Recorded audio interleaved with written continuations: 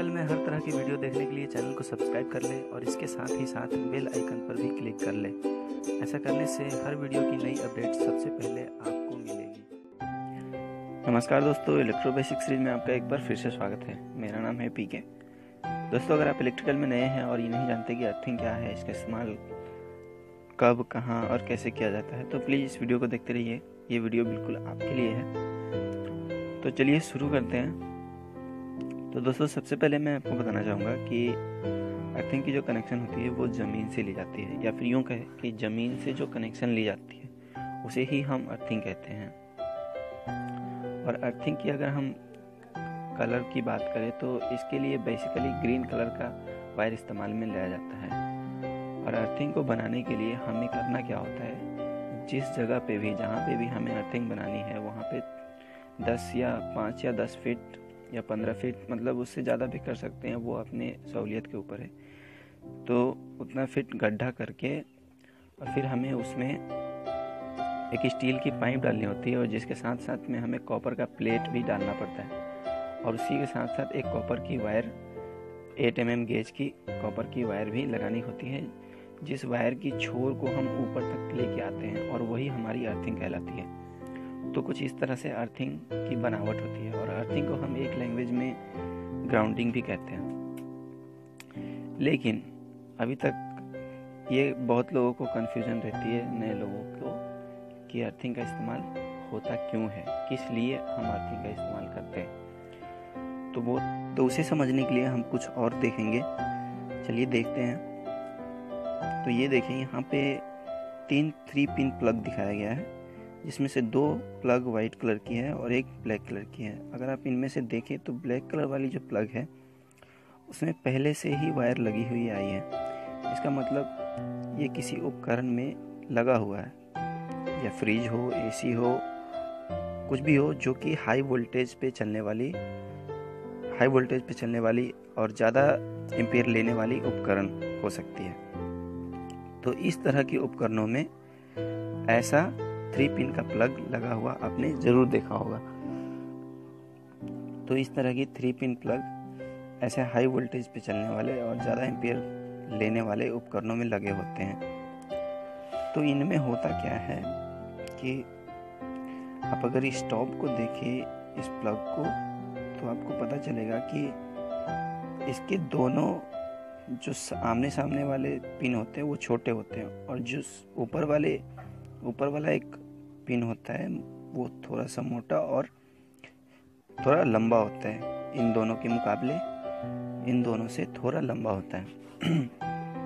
तो जब हम इन्हें सॉकेट में डालते हैं तो सबसे पहले ऊपर वाला पिन ही जाता है, मतलब कि जो ऊपर वाला ये वाला पिन है वो सबसे पहले सॉकेट के अंदर जाता है, और उसी में हमें अर्थिंग की कनेक्शन करनी होती है। तो इससे होता क्या है वो मैं आपको चलिए बताता हूँ। ये देखिए, ये भी सेम कुछ उसी तरह के हैं। हाँ, तो ये कुछ उपकरण हैं जो कि हाई वोल्टेज पे चलने वाले हैं, जैसे कि वॉशिंग मशीन है, ये फ्रिज है। तो ये सारे उपकरण जो है वो कि हाई वोल्टेज पे चलने वाले और ज़्यादा एम्पीयर लेने वाले उपकरण हैं। तो चलिए अब हम देखते हैं कि अर्थिंग की वायरिंग कनेक्शन कहाँ की जाती है और कैसे की जाती है। तो ये जो आप देख रहे हैं, एक स्विच है और एक सॉकेट है 15 एम्पीयर की। इसमें ही हमें अर्थिंग का वायरिंग कनेक्शन करना है, और पूरा वायरिंग कनेक्शन करना है, सिर्फ अर्थिंग का नहीं।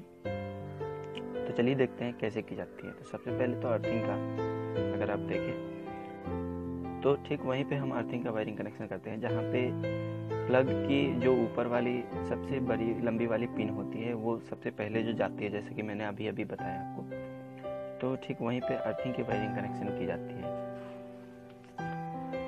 अब एक और देख लिए वायरिंग कनेक्शन, तो यहाँ पे आपको पूरी तरह से समझ में आ जाएगा कि एक स्विच और एक सॉकेट का वायरिंग कनेक्शन कैसे किया जाता है। तो पहले आप अगर देखें इसमें, तो फेज जो कि पहले स्विच में आता है, और फिर स्विच से सॉकेट में, सॉरी थोड़ा सा इमेज इधर से उधर हो रहा है, और फिर न्यूट्रल जो कि डायरेक्ट एक सॉकेट के टर्मिनल में जाता है, और फिर एक सबसे ऊपर वाले टर्मिनल जो बचता है, सबसे ऊपर वाला सॉकेट का टर्मिनल, उसमें हम अर्थिंग को लगा देते हैं। तो कुछ इस तरह से एक सॉकेट और एक स्विच का वायरिंग कनेक्शन किया जाता है अर्थिंग के साथ में।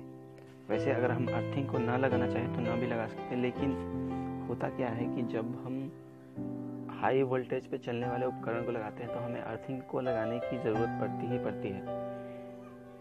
तो क्यों पड़ती है हमें अर्थिंग की ज़रूरत, वो मैं आपको बताता हूँ।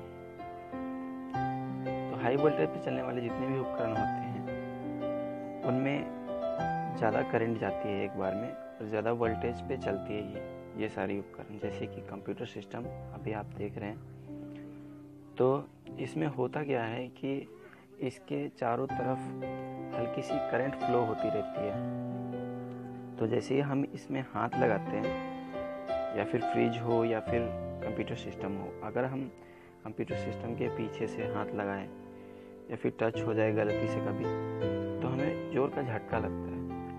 तो ये झटका क्यों लगता है? जब हमारी अर्थिंग प्रॉपर नहीं रहती है तब जाके हमें ये झटका लगता है। अगर हमारी अर्थिंग प्रॉपर रहेगी सॉकेट में तो क्या होगा कि ये जो करंट चारों तरफ से करंट जो फ्लो हो रहा है, ये जो रेड कलर में आपको दिख रहा है करंट फ्लो होती हुई, तो इस फ्लो होती हुई करंट को अर्थिंग अपने अंदर अब्जॉर्ब कर लेता है, अपने अंदर सोख लेता है। तो इस तरह से हमें इस करंट से बचाव मिलता है।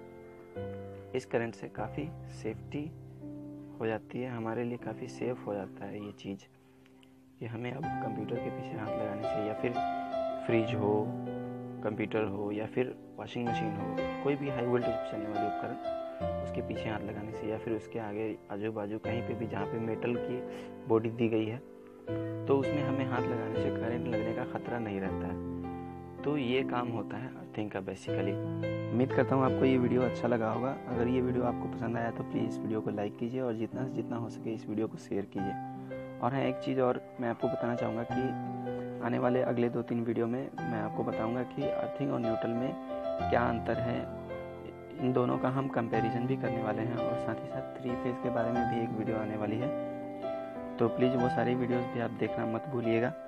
और हाँ, मैं उन लोगों से भी ये कहना चाहूँगा जो हमारे चैनल को हमेशा देखते हैं, उन लोगों से मैं ये कहना चाहूँगा कि ये वीडियो आने में काफ़ी लेट हुई, उसके लिए मैं आप लोगों से काफ़ी सॉरी फील कर रहा हूँ। तो प्लीज़ अगर हो सके तो मुझे माफ़ कीजिए, लेकिन अब से मैं कंटिन्यू सोच रहा हूँ डेली या फिर एक दिन बीच करके एक वीडियो कर दूँ, ताकि आपके लिए भी अच्छा हो और मेरा भी कंटिन्यूअस बना रहे। तो बस इतना ही, और इस वीडियो को देखने के लिए आपका बहुत बहुत धन्यवाद।